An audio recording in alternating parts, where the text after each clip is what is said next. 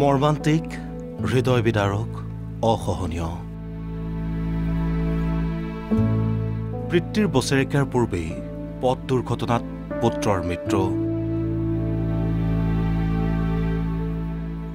একমাত্ৰ পুত্ৰকো হেৰুৱাই নিথৰুৱা মাতৃ। বহু সপোন লৈ সি গুৱাহাটীলৈ আহিছিল। পিতৃ-মাতৃৰ একমাত্ৰ সন্তান হিচাপে ঘৰখনৰ প্ৰতি আছিল তাৰ গুৰুদায়িত্ব। কিন্তু নিয়তিৰ কি নিষ্ঠুৰ পৰিহাস।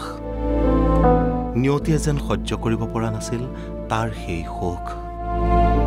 থানবান হৈ গ'ল এখন ঘৰ। ধলপুৰ বনপুৰৈ জামুগুৰিৰ তলাবন্ধ ঘৰটোত এতিয়া মৰিশালীৰ নিস্তব্ধতা। এবছৰেই হোৱা নাই। যোৱা বছৰৰ কাতি মাহত পিতৃৰ মৃত্যুৰ পিছত অকলশৰীয়া হৈ পৰাত মৰমৰ মাককো গুৱাহাটীলৈ লৈ আহিছিল দিবাকৰ ফুকন নামৰ এই যুৱকজনে। গুৱাহাটীৰ এটা ব্যক্তিগত কোম্পানীত কৰ্মৰত আছিল দিবাকৰ। ধলপুৰৰ বনপুৰৈ জামুগুৰি গাঁৱৰ প্ৰয়াত কালিৰাম ফুকনৰ একমাত্ৰ পুত্ৰ আছিল দিবাকৰ।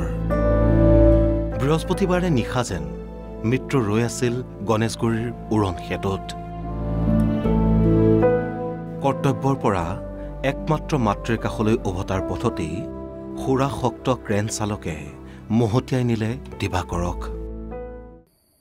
ল'ৰাজনক হেৰুৱাই আমি সঁচাকৈ অঞ্চলবাসীয়ে বহুত মৰ্মাহত হৈছোঁ, যিটো ভাষাই আমি বুজাব নোৱাৰোঁ। গতিকে তেওঁৰ আত্মাৰ চিৰশান্তি কামনা কৰিছোঁ। পৰিয়ালবৰ্গৰ গোটেই মানুহখিনি গুৱাহাটীলৈ গৈছে।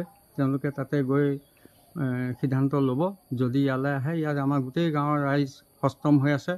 তেওঁক কোনো কাৰণতে তেওঁৰ আত্মাই কষ্ট পাবলৈ আমাৰ ৰাইজে নিদিয়ে।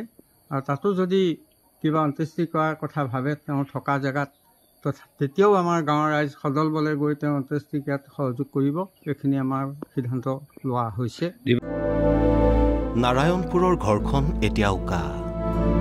পুত্ৰ আহিব আহিব বুলি হেঁপাহেৰে বাট চাই থকা মাতৃৰ কাষলৈ সি আৰু উভতি নগ'ল পুৱা ওলাই অহাৰ দৰে।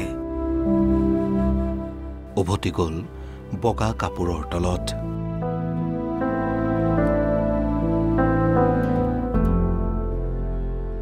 এটা ক্ৰেন চালকৰ সুৰাশক্তিয়ে শেষ কৰি দিলে এটা সপোন, এখন সুখৰ আৰু শান্তিৰ ঘৰক। বিহপুৰীয়াৰ পৰা পংকজ কুমাৰ ফুকনৰ সহযোগত news desk report NB news.